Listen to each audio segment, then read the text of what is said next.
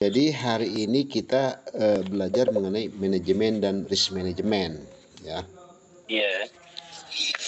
Kenapa kita perlu belajar manajemen dalam trading? Supaya trading kita menguntungkan, ya kan? Iya. Supaya aman trading kita.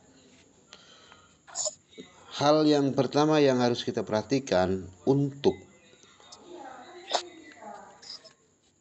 atau dalam hal ini mempertimbangkan money management dalam trading adalah Iya. volume transaksi. Transaksi ya. Trading yang aman adalah diperbesar modalnya, diperkecil volume transaksinya. Iya. Nah, itu dia. Contoh, bagaimana cara menghitungnya? Modal kita 100 juta, ya kan gitu kan. Iya. Range pergerakan harga emas itu 2000, bisa di atas 2000 lah, 3000 sampai 5000. Pips atau 50 poin, 30 poin. Di atas 20 poin kan itu paling kecil kan. Iya. Jadi katakanlah 3000 dibagi 100 juta itu sama dengan 0,3. 0,33. Iya, Jadi volume Ya. transaksi itu maksimal adalah 0,3 lot. Iya, Volume 0,3 lot. maksimal. Namun ketika kita melakukan transaksi, kita pilih lot yang terkecil, mini account 0,1 lot. Kan gitu kan? Iya. Iya. Nah, kalau kita transaksi 0,1 lot, itu kekuatan modal kita adalah 1000 poin. Ya kan? Iya. Dan tidak mungkin emas Iya. turun sampai 1000 poin kan gitu kan? Iya. Hebat kali lah kalau emas turun 1000 poin kan gitu kan? Nggak mungkin kan gitu. Iya. Tapi kalau kita transaksi menggunakan satu lot, begitu turun 100 poin, ajab. Kan gitu. Ya. Oke. Jelas? Aduh, jaringan nih, Pak. Ya, oke. Ya. Nah, jadi Iya, ya, Pak. itu dia. Jadi pertama pertimbangan lot. Jadi diperkecil jumlah lotnya, tadi rumusnya sudah saya katakan 3000 dibagi 100 juta sama dengan 0,3. Kita transaksi 0,1, ada cadangan 0,2 lot lagi. Nah, jadi ada kalau misalnya kita beli di harga rendah masih turun, kita bisa hantam lagi kan gitu. Nah, seperti itu. Iya, ya, Pak. Oke. Yang kedua, gunakan taking profit atau planning trading namanya, planning trading ya. Jangan lupa planning trading. Di berapa buy, di berapa sell, di berapa ambil taking profit, di berapa ambil stop lossnya harus dibuat. Kenapa harus dibuat stop loss? Untuk menghindari kerugian yang lebih besar. Nah, kenapa harus dibuat taking profit? Supaya keuntungan yang sudah di depan mata itu bisa kita terima. Kadang kalau kita tidak pakai stop loss, kalau kita tidak pakai taking profit, nah kadang keuntungan yang sudah kita terima, keuntungan yang sudah ada di depan mata kita ambil. Akhirnya harga turun lagi, bukannya keuntungan didapat malah kerugian. Nah, itulah gunanya taking profit. Dan gunanya stop loss.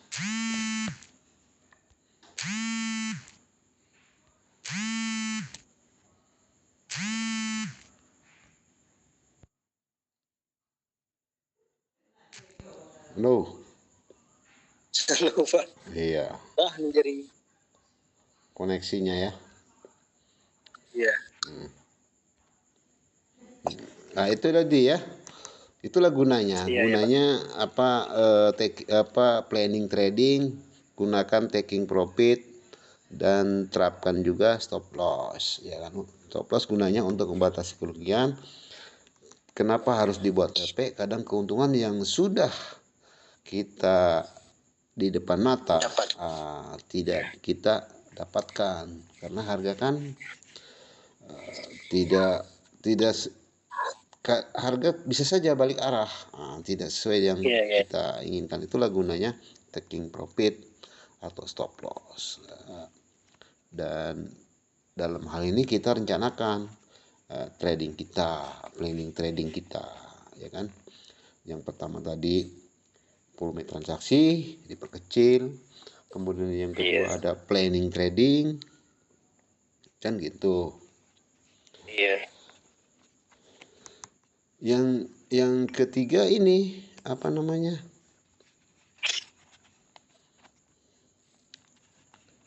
Kita harus konsisten, disiplin. Konsisten. Iya, harus konsisten dengan sistem kita, kan itu. Iya. Harus konsisten dan disiplin, ya kan. Kalau trading kita tidak sesuai dengan kenyataan, dengan harapan kita, gimana? Antisipasinya supaya kerugian itu bisa kita tutupi. Nah, itu harus dipikirkan seperti itu. Recovery namanya.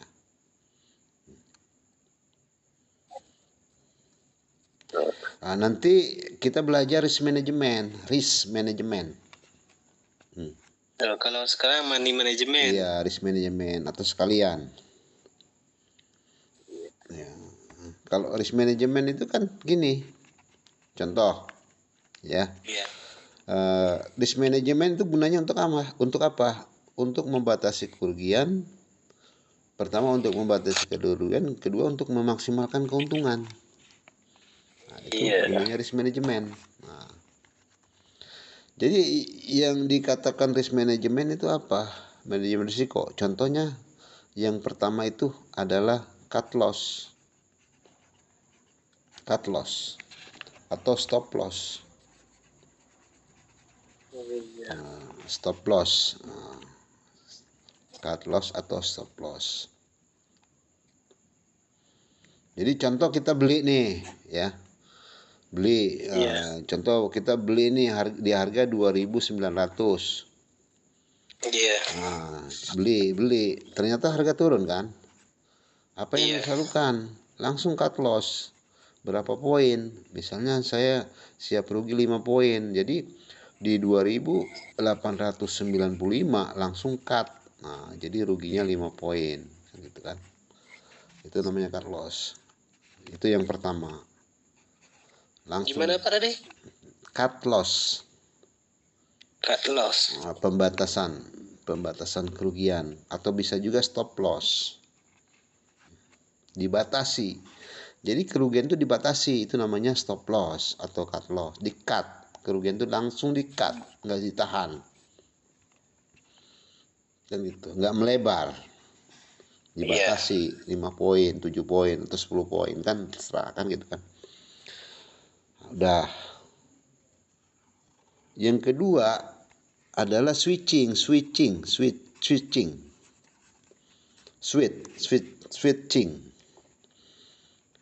ini rubah posisi. Contohnya tadi kita posisinya apa? Buy kan? Halo? Iya.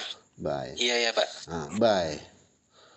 Karena harga turun, kita cut di harga tadi di 2.895, ya kan? Kita beli di 292.900 kan gitu kan? Iya. Kita cut di 295. Nah, kita ambil posisi di 2895 itu sell. Oh, sell gitu dia Pak. Kalau turun 5 poin. Iya, ambil posisi sell. Namanya ini switching namanya. Switching.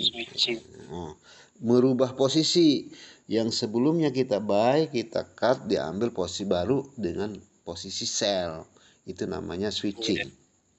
Ya, dirubah posisinya. Contoh kita sellnya di berapa? Di 2895. Target kita kan 10 poin kan gitu kan. Berarti di 2885 kita close langsung TP 10 poin. Contoh hari ini sampai nggak di 285, sampai low-nya berapa? 2881 kan gitu kan. Itu dia. Nah, contoh ya kan. Dapat dia 10 poin. Ruginya berapa tadi? 5 poin. Masih untung 5 poin. rugi 5 poin, untung 10 poin. Itu yang disebut dengan switching, merubah posisi. Kan itu. Paham? 2 ya. Iya, Pak. Ketiga, locking. Locking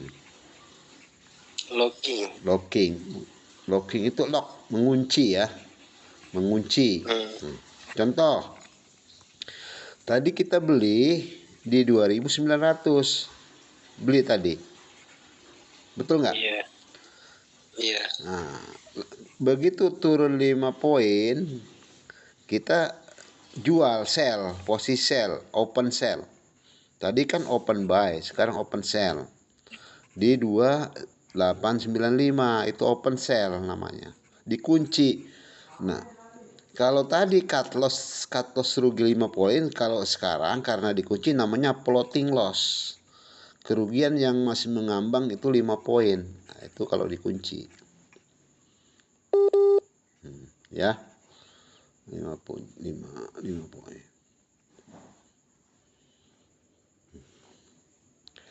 Kerugian yang masih mengambang, kan gitu.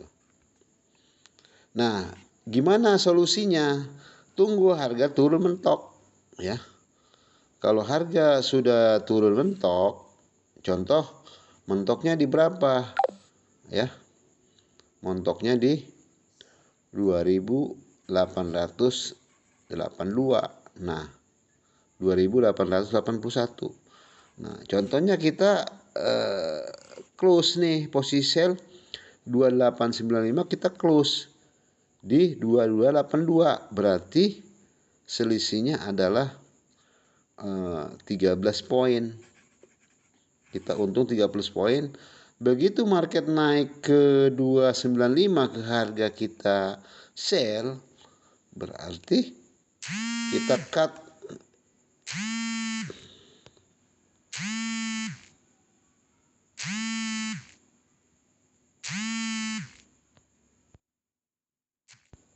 Parah nih jaringan, Pak. Iya, jadi aku cerita sendiri nih jadinya nih. Jadi yang pertama tadi kan cut loss, ya. Cut loss. Kedua switching, rubah posisi. Yang ketiga locking. Iya. Locking. Jadi contoh kita tadi kan ada buy di 2.900, ya kan? Iya. Iya. Kemudian karena harga turun, kita langsung ngambil posisi sell baru, open sell. Jadi nggak di cut loss kalau locking itu. Pos baru di 2895, 5 poin lah selisihnya. Kalau tadi itu kalau di switching itu langsung cut 5 poin, rugi 5 poin. Kalau di locking namanya floating loss 5 poin. Iya, apa poin yang mengambang ya, Pak? Iya, yang mengambang, kerugian yang masih mengambang. Nah, contoh harga hari ini mentoknya di berapa? Di 2881-an. Nah, kita close di 282 contohnya kan. Yang tadi sell 2895, kita close di 2882 kan gitu. Nah, ini berarti selisihnya sekitar 13 poin. Nah, yang sell ini untungnya 13 poin. Begitu market balik arah ke 2895, katakan kita close di harga sekarang 2895, maka yang 2900 kita rugi 5 poin. Nah, 13 untung, 5 poin rugi, masih untung 8 poin kan? Ya kan? $8 per trade on kan gitu. Itu namanya locking kan gitu. Yang keempat, averaging. Nah, averaging. Jadi contoh averaging ya. Contoh tadi kita buy 0,01 di 2.900. Nah, kita buy lagi di berapa? Contohnya di 2000. Buy lagi di 2.885 ya kan. 2000 berarti 15 poin kita buy kedua kan. Ternyata kita rencana buy lagi di 2875, rupanya enggak sampai kemari harga, cuma sampai 81 kan. Berarti ini jadi buy kita di sini bisa buy-nya 0,2 atau 0,1. Nah, kalau buy kita 0,2, keuntungannya lebih besar lagi. Kan gitu. Begitu market naik ke atas, keuntungannya lebih besar. Karena itu belum paham, Pak. Ini ada di averaging. Iya. Nah, contoh buy di 2900 0,1. Kemudian begitu turun, rencana kita di 2885 buy lagi contoh 1 ya kan, atau 2 0,2. Nah, kalau turun lagi kita buy lagi di 0,3 kan, tadi 0,2 kan, 0,3 contohnya. Cuma modalnya harus lebih besar memang kan gitu.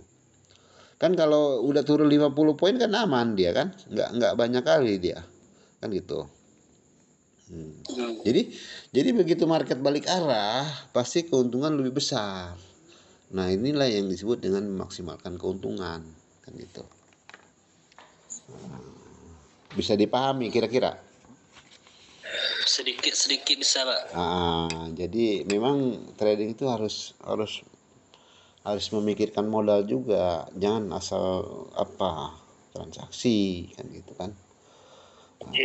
Iya, harus dipikirkan jumlah modal kita, volume transaksinya, strateginya gimana, pendekatannya gimana kan gitu. Kalau terjadi rugi gimana, kan ada risk management tadi. Mau cut loss, mau switching, mau locking, mau averaging, tergantung modal kita kan gitu. Ada yang ditanya? Tapi belum paham sepenuhnya belum paham. Pelan-pelan aja, gak apa-apa itu ya kan. Jadi kita yang tidak kalah pentingnya itu tadi disiplin, dan kita tidak boleh trading ini macam balas dendam lah, macam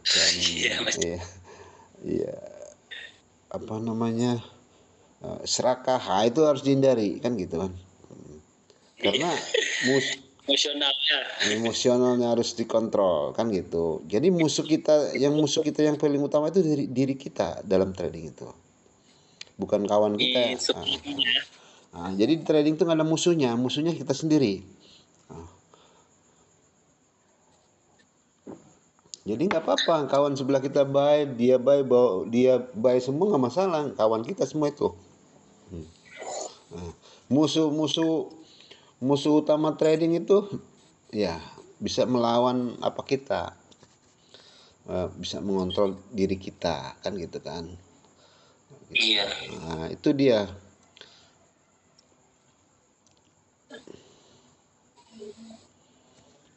Oke, paham ya? Yang ini oke, nanti kita lanjutkan bincang-bincang ya. Oke. Iya, Pak. Oke, sip.